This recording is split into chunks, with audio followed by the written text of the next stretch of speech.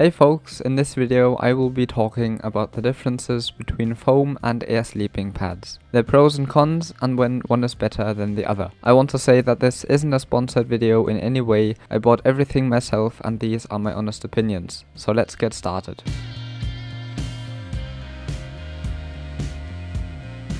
You might be asking why I'm even comparing air and foam pads. Why I think foam pads are worth considering, in spite of their disadvantages, is because they can be used not only to sleep on, but also to sit on whilst resting. And for me that is a big argument in their favor. On my 2 bike tours and on numerous overnight hikes I have done so far, I have never regretted having taken it with me. Being able to sit comfortably while eating or just taking a break and relaxing is worth a lot. I will be comparing the Z-Lite from Thermarest and the Performance 7M summer version from VD. I have to say that the Z-Lite is very different from other foam pads. One doesn't roll it up but folds it, that's what the Z stands for, and that prevents it from rolling together again when laid out. Other foam pads have a flat surface, whilst the Z-Lite has many indentations in which air gets trapped, which then functions as insulation, and they also make the pad thicker and more comfortable. I would say that the Z-Lite is by far the best foam pad money can buy and is the only one able to keep up with air pads. The pack size of air pads can be incredibly small, whilst the foam pads are huge even if packed together. For example, my Performance is 22 by 9.5 centimeters and the Z-Lite is 51 by 13 by 14 centimeters.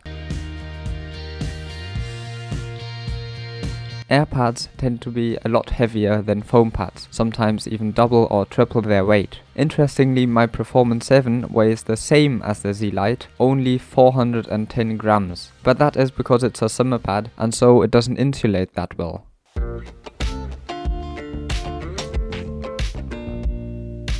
Since one's sleeping bag is compressed under one's weight and doesn't insulate well, in winter it is very important to have a sleeping pad with a high R value, which is an indication for how much it insulates and warms. Air pads have much higher R values because they are thicker and have big pockets which trap a lot of air for better insulation. My Performance summer version has an R value of 2.5 and the winter version even 4.6, whilst the Z-Lite has only got an R value of 1.7.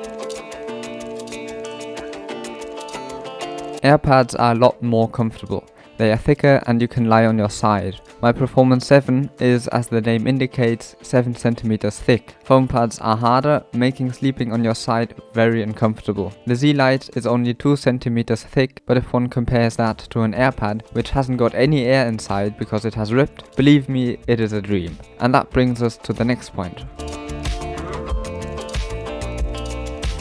Most air pads have a repair kit included, but if one for one reason or another isn't able to repair the puncture or one has forgotten the kit entirely, one only has 2 mm of material to sleep on. But that is only in the worst case. If you have a reasonably high quality air pad, repairing shouldn't be too difficult unless you forget the kit. Foam pads on the other hand are nearly indestructible. One won't damage it, for example when one accidentally walks on it with one's shoes on or when one is sitting on rough terrain. Air pads can only be used to sleep on and nothing else, and for that it always takes time to inflate and deflate them. The Z-Lite foam pad is much quicker to set up, one only has to unfold it and that's it.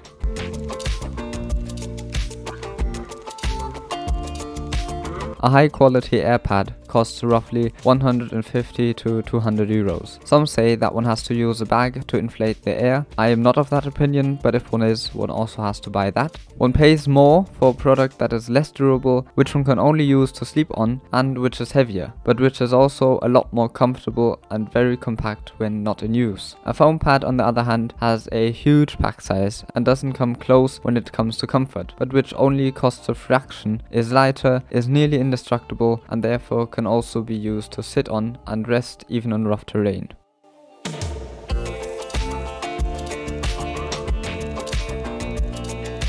With the air pad it is quite simple. Because of their small pack size, one can easily fit them more readily in one's bags or rucksack. However, foam pads take up a lot more space. One can fasten them on top of one's rack or attach it to one's rucksack if it has dedicated straps.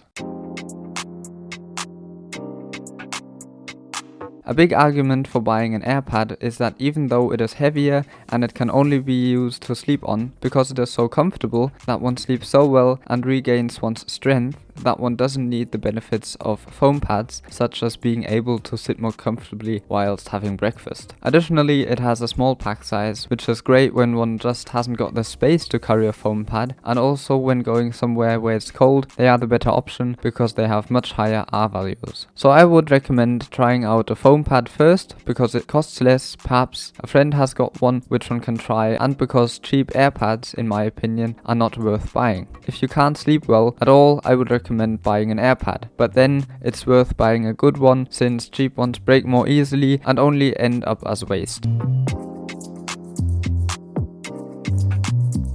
To make things even more complicated, there are also hybrid sleeping pads, air pads which also contain foam. They inflate by themselves, are probably the most comfortable ones, and even if, in the worst case, they have a puncture, one still has the foam to sleep on. But I'm not very convinced by this system unless one really has a lot of space, like in a van or mobile home. It has a big pack size, is heavy, very expensive, and can also only be used to sleep on. So it hasn't got any benefits when used on hikes or bike trips.